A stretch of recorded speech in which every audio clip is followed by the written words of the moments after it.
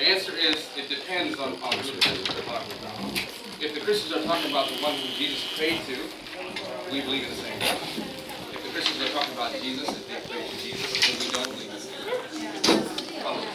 So the God of Moses, the God of Abraham, the God of Isaac, the God of Israel, the God of Muhammad, the God of us all, the one creator is the one we believe in. But if one person says they worship someone who God has created, or someone who worships God, then we don't believe in the same God.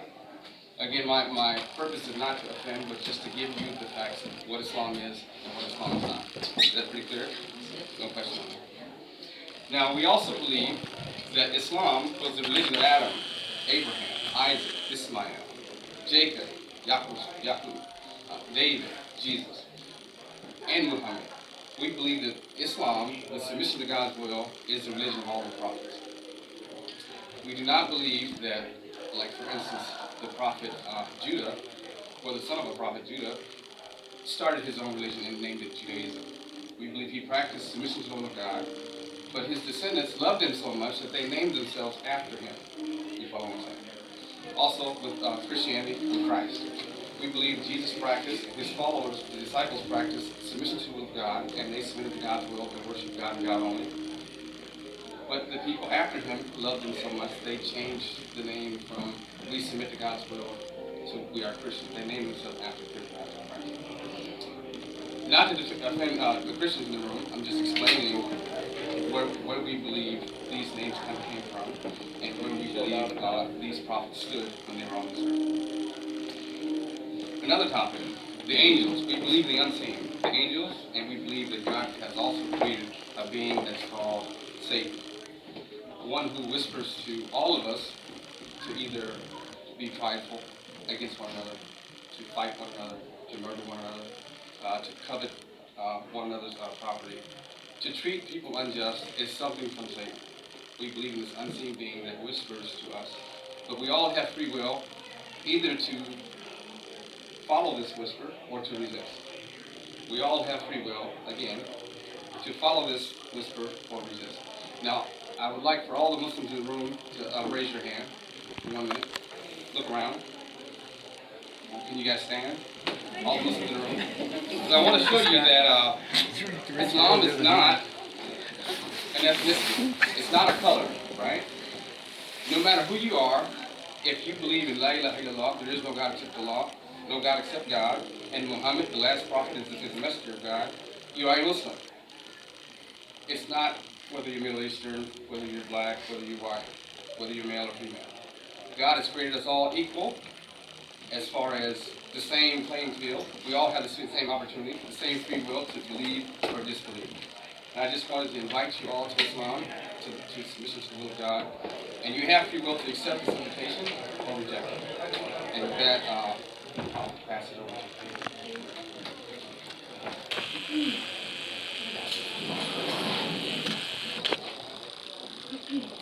Hello again. So don't peace be upon you all. Growing up in all stages of my life in the United States, every stage has become a little more difficult to practice my beliefs, and always had to explain my reasoning for being different. Since they told me, like my friends at school would always tell me I'm different from everyone else. To my surprise, the older I got, the easier it had become to practice my religion, and I figured out why. The schools in our country are dealing with bullying, which has become a major issue. You could be bullied for, let's say, not being a normal kid, which I can't even define what not being normal is. Or like people will be bullied for the type of clothes that a student may wear or their appearance. Someone's appearance which makes them different. Growing up as a Muslim girl, I had to deal with a lot of questions from other students on how, why, what, or who I was. I didn't understand then, but thanks to becoming more mature, I do. Unfortunately, bullying is a big problem that our schools are facing today. And it has been around for too long until now, and thank goodness, the schools are realizing it and are acting on it for our children's sake. When I was born in 1990, I was home where I didn't realize that I was different from anyone in any way. I cried, I ate, and slept. like as everyone else did at my age. But as soon as I entered elementary school, there were challenges I had to face. The main challenge was the pepperoni pizza, which obviously I could not eat. During lunch, most of my friends took the pepperoni pizza line while I took the stale bread butter line. I would look at the other kids and envy them and wonder why life was not fair. Rushing home, I came and cried to my mom as to why I couldn't eat the delicious pizza, and oh my goodness, my mom's pepperoni speech took almost half an hour as to why I could not eat it. If elementary school brought challenges like pepperoni, what was in store for me in middle school? Boys. Boys would start calling my house and asking me out, while my mom would always be on the other line being nosy and was trying to see what in the world these boys were calling for. The minute I would get off the phone, my mom calls me into the family room and gives me yet another one of her lovely, lovely speeches. But this one, of course, had to be about the boys. And I felt like middle school for me had to be the hardest obstacle I had to face, because the kids at that age were very unkind. They picked on me and all, like all middle school kids. And they didn't really want to understand anything different, and so they just kind of closed their mind on things. So if elementary school brought the challenge of pepperoni pizza and middle school brought the challenge of boys, I knew that high school was definitely going to have a lot of challenges in store for me, like dating, parties, and dances. My friends picked on me because I never got to do the things that they were able to do, and I was bullied for being myself, and it took a toll on me. I didn't understand what I was doing wrong for them to treat me so differently. It sometimes felt like I was from a different planet. Thanks to my parents, who always helped me get through all of the school year obstacles that I have endured throughout my school years. As I entered college, it was a completely different playing field. Everyone was on their own, and no one cared for who you were or what you dressed like, or where you even came from, and seemed to be open-minded and very diverse. As I started working, my friends always asked me questions about my religion for curiosity's sakes, but in an adult and respectful manner. There were no pointing fingers, laughs, or put-downs, and they always seemed to be interested in what I had to say. Even when there were potlucks at work, there was always a substitute for pork, which I really appreciated. Unfortunately, there are some people who claim that they are Muslims and ruining the name of Islam, since Islam promotes peace and kindness. I have been wearing the headscarf for 3 years now, and wearing it, I have had to work harder on myself for presenting my religion in a positive way. Now I'm an American Muslim married lady who appreciates her life here at home in the United States. When I have children of my own, as much as I hated my mom's lectures, I have them all ready to be replayed once my children enter school. And by then, hopefully our schools will be more aware of all of our differences and educate our friends who too came from different backgrounds. Thank you.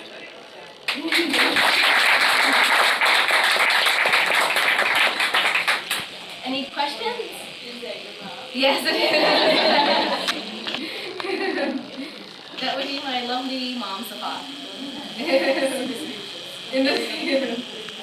Thank you. Yes. Could you explain why you wear the scarf? Yes. So some people may think that I wear the scarf like I was forced to wear the scarf, but in reality I'm not. In Islam, the scarf or the hijab is obligatory, but everyone has their choice of, their personal choice of whether they want to wear it or not. So after I got married, it's been in my mind for a while before I got married, to wear the scarf, but I was not quite ready for that step yet, because I'm like, oh, people are going to see me more different than they do, and they're going to, make fun of me in a different way. But as soon as I got married, I put on the scarf, and I wore it to get closer to God, for one thing, and to be more modest in my religion. And I feel like the hijab, how can I say this? It kind of protects me in a different sense, like from, from the man stairs, or, so it kind of puts me at a more modest position in my religion. Abahak, would you care to elaborate a little bit on the hijab and the concept of modesty? Okay, there's a verse in the Quran where it says that God has commanded the men and women to be modest. And it says, and tell the believing women to take their garments and cover their bodies, so they will be known as believers and not molested or lusted at. In different societies of the world, women are more treated like sex objects than human beings, right? And so we believe God has prescribed a dress code for men and women to cover certain parts so that you're looked at as a person, not necessarily as, the assets that you have. For my brain and not my body. Right. So. Yeah, and then in the home atmosphere, I mean, a woman doesn't have to wear her headscarf because she's with family. She's with her parents, with her husband and her children in her domain, in her home. And with close family, it's her prerogative, obviously, to not have to wear that. But to go out, it is to help avert the eyes and the gaze and the focus on anything other than the person themselves based on that modest aspect. So. Could you tell a little bit about modesty for a minute? Okay. It sounds like the verse is about both. Right, okay. As far as the level of modesty with men, it's different than women because we have different body parts. That's something that's undeniable. Right? The Prophet Muhammad, peace and blessings on him, he spoke about men being covered from the navel to the knees, at least. Anything beyond that is it's too much. So, does that answer your question? So as far as if I'm working outside and if I remove my shirt for my daughter or my wife, it's not the same thing for them to remove their shirt. You see what I'm saying?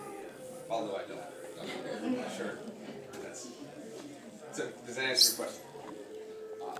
I just want to make a statement as far as your attire. Now the males, do they wear a head piece also at times, right? It's optional to wear either a turban. What I'm saying is, I think it's a what do you call it? A statement. I mean, it's a very good look. I mean, I think she looks more beautiful this way than a lot of people do. Showing more. And same, I think it's like a prestige like thing. And I think it's very good. And also, It's a fashion statement, as far as I'm concerned. We believe that God sent prophets throughout time. And when Jesus was on this earth, his mother dressed like this also. You see what I'm saying? This is not something new with the Quran. You follow me? We believe God sent the Torah to Moses, the Psalms to David, the gospel, not Matthew, Mark, Luke, and John, but the gospel that Jesus spoke, the one gospel he spoke. He had a message in that, which told men to behave a certain way, to believe a certain way, and women also. And the Quran was Muhammad. So it's not just, this is nothing new, is what I'm saying. We believe that the Quran is the last statement to bring us back to what God originally said in other revelations where people have went astray. In many cultures, even in Catholicism, until recently, nuns covered their heads. Eastern European women, in many cultures and in the past years, throughout decades and time, have always worn a headscarf. Whose grandmother in a foreign country doesn't wear a headscarf? And it's out of practicality, keeps their hair from their face and all over, and when they're trying to cook or doing whatever else, there's a lot of practicality to it. For the men to wear the headscarf or a turban or anything else like that is more of a tradition and a custom based on where you live and things like that, whether it's just something tied around, a kufi, the short hat, or anything else like that. One other quick point about the burqa in Afghanistan and things like that, that is not prescribed in the Quran to entirely cover the woman's face or anything like that. That is where it becomes a tribal, cultural tradition type thing imposed by those who are not actually following Islam in its truest sense, because it does not say anything. It just says to your wrist and to cover your hair and things of that nature. So it's really, again, to understand when is it imposed by religion, when is it imposed by cultural tradition. And it is a fashion statement because the headscarves and the outfits that the women can wear are absolutely stunning. And your imagination need not go any further than that, or it can. But the point is that Have scarves in all different colors. yeah, it speaks for itself. And Well, then yeah, I think her beauty comes through here. Thank you very much. I mean, I'm serious, you can see more beauty within this area than you can in other aspects of the way other people dress.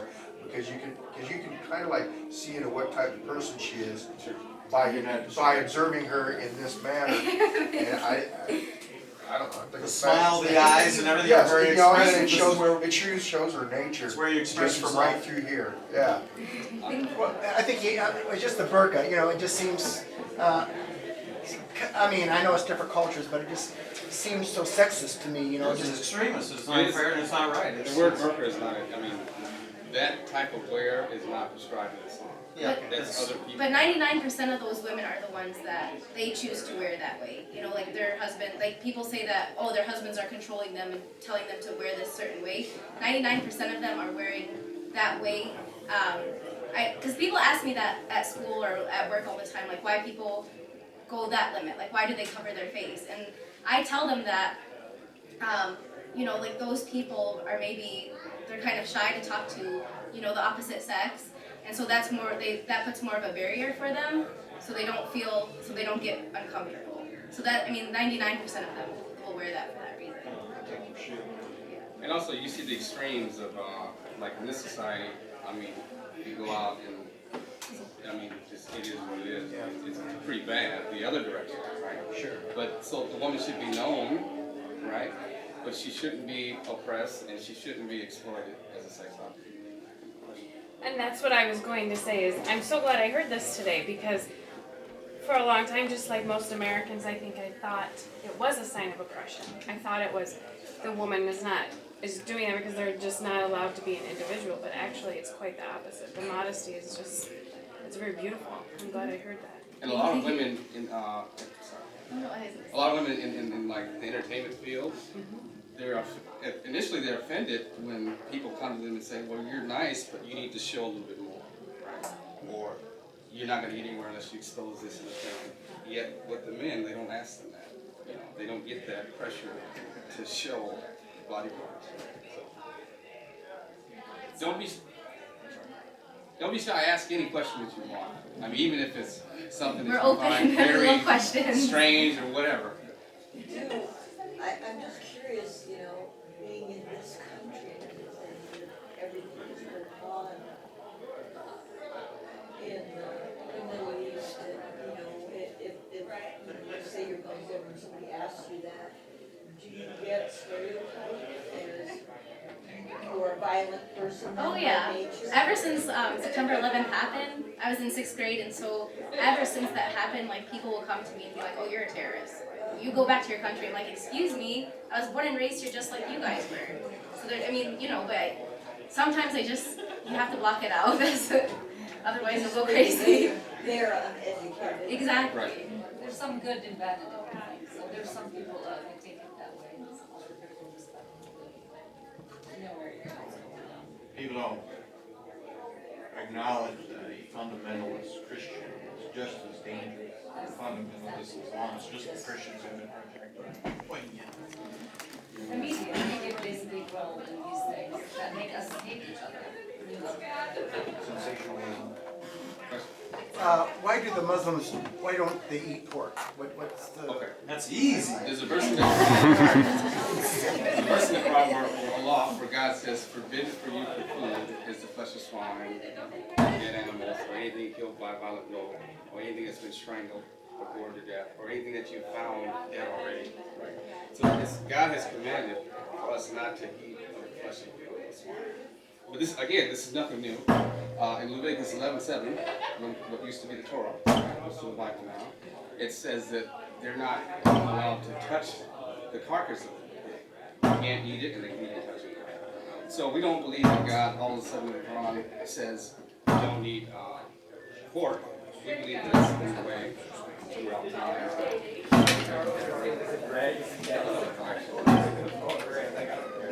Basically, it's biblical. We follow what all the previous prophets were told in the Bible. just adhere to it. And that's kind of similar to a Jewish faith too, then, right? Precisely. Okay. I mean, we're identical in that sense where we still refrain from pork. And we refrain from alcohol, even though it doesn't say to refrain from alcohol in the Bible. And the Jews will allow alcohol, but we take it that next step because it's preservation of your body. It's safer, it's healthier. You can control who you are.